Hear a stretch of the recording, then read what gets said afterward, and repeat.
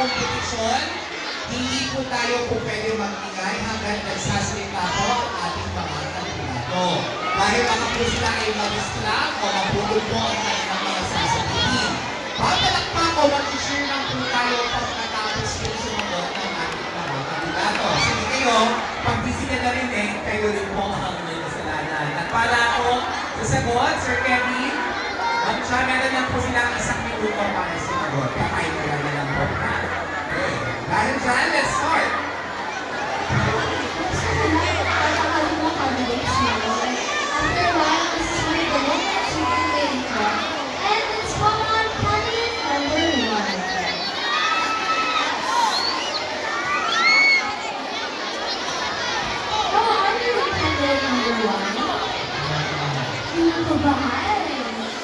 Huwag ka nang kabahan. You may choose.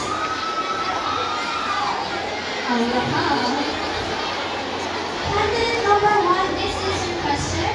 I will read your question in English and Tagalog twice. What is the biggest challenge that students face nowadays? Again, what is the biggest challenge that students face nowadays? Ano ang pinakamalaking pagsubok ang kinakaharap ng mga mag-aaral sa tuluyan? Muli, ano ang pinakamalaking pagsubok ang kinakaharap ng mga mag-aaral sa kasalukuyan? Maraming salamat sa inyo. Maraming hinaharap ang mga estudyante Pilipino. For example, bullying and lalo ng discrimination. Discrimination is really a lot of us and it can pababayan ng ating motivation. And bullying is dinakitahin ng harapan and for security action, we can tell it to our teacher as soon as possible. Okay. Thank you so much, candidate number 1.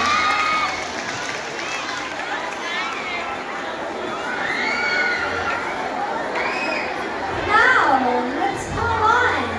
Candidate number 2.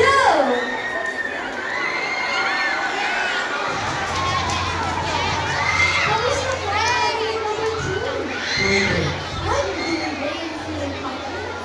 Medyo. Medyo, okay. Okay, now choose your answer sa ating nagwawag drop. Thank you, candidate number 2. I will read your question twice, both in English and Tagalog. What is a peaceful school or learning community? Again, what is a peaceful school or learning community? Ano ang mapayapang paaralan ng komunidad ng pagkatuto? Muli, ano ang mapayapang paaralan ng komunidad ng pagkatuto? Thank you for that beautiful question.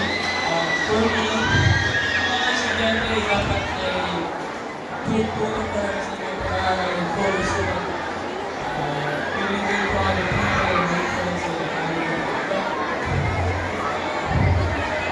Mahalaga ang kwento tayo na parang mag-isip ko yung dapat natin pinapagayaran at pinapagayaran. Thank you.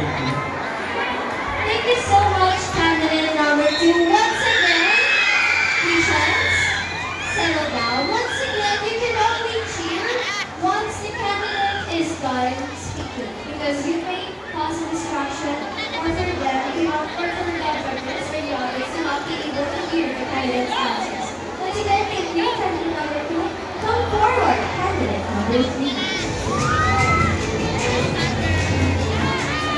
Kamusta naman, candidate number 3? Inakabahan. Okay, you may now.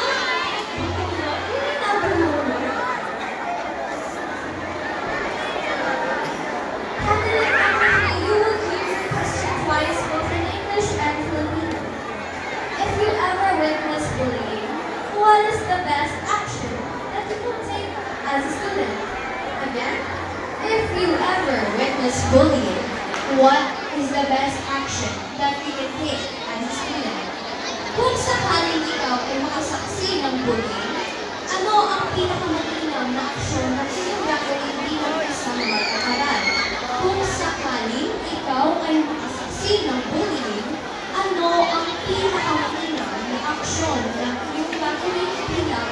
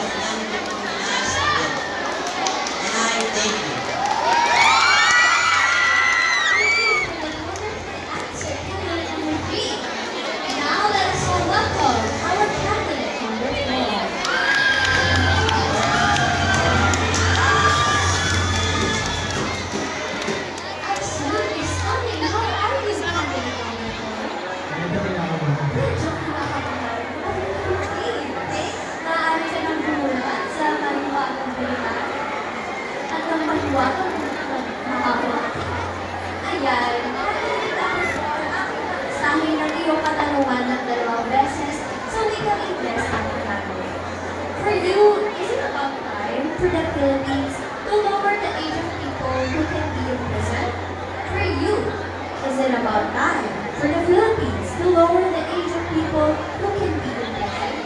Para sa iyo, oras na ba, lupagi na ba ang mga taong maaaring makulong sa Pilipinas? Para sa iyo, oras na ba para ibaba ang edad ng mga taong maaaring makulong sa Pilipinas? Para sa akin, hindi dapat babaan ang edad ng mga makukulong. Dahil maaaring mas tumigting ang krimen. Dahil sa mga nakakatanda na ginagamit ang mga kabataan para sa krimen. Kaya paano natin mapapatunayan or matutupad ang sinabi ni Rizal na ang kabataan ay ang pag-asa ng bayan kung sila ay nasa bilangguan.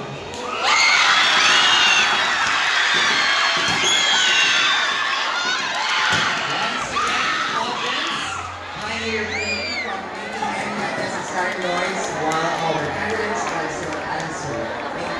Thank you so much, candidate number 4, for a very intelligent answer. Once again, audience, and especially this time, let us refrain from screaming while our candidates are talking. Candidate number 5, please step forward.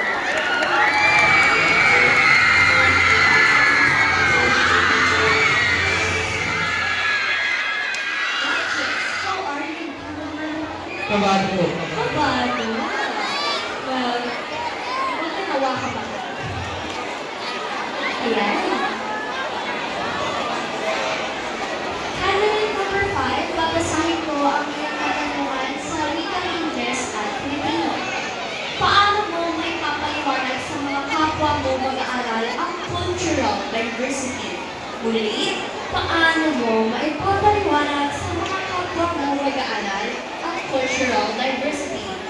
How can you explain cultural diversity to your fellow students? Again, how can you explain cultural diversity to your fellow students? Maraming salamat po sa katanungan.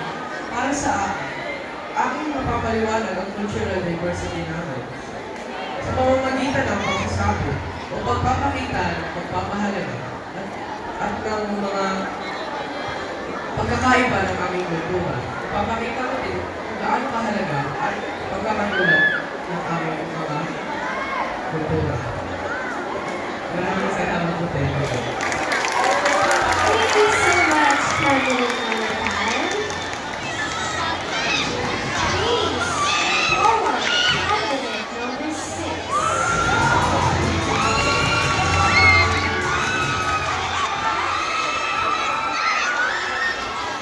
Very good. Candidate number 6. What is your naman? Medyo kabado. Madali lang natin kung they're always medyo kabado. Yan. So, we will now take your questions sa kaliwagan ng pagburutan at maliwakang lugar ng pagburutan. Thank you, candidate number 6. Candidate number 6, I will read your question twice, both in English and Tagalog. How can you help your fellow students experiencing mental health issues? Again, how can you help your fellow students experiencing mental health issues? Paano mo matutulungan ang kapwa mo mag-aaral na nakakaranas ng mental health issues? Ulit, paano mo matutulungan ang kapwa mo mag-aaral na nakakaranas ng mental health issues? Maraming po salamat sa katanungan. Kaya ito po sa ating video. Natutulungan ko po ang aking mag-aaral pagka nakakaroon po siya o nakaranas po siya ng mental health sa pamamagitan ng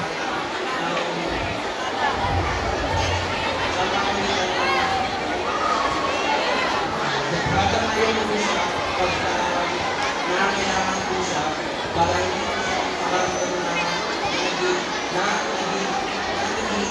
nag-iisa po siya sa mga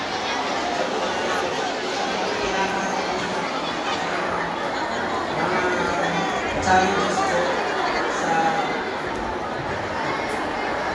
pinataka po yung challenges na sa mga po siya hindi lang po doon Time's up po. Thank you very much, candidate number 6 for a heartfelt answer. Thank you so much, our male candidates. We can rest and relax for a while our examinators are finalizing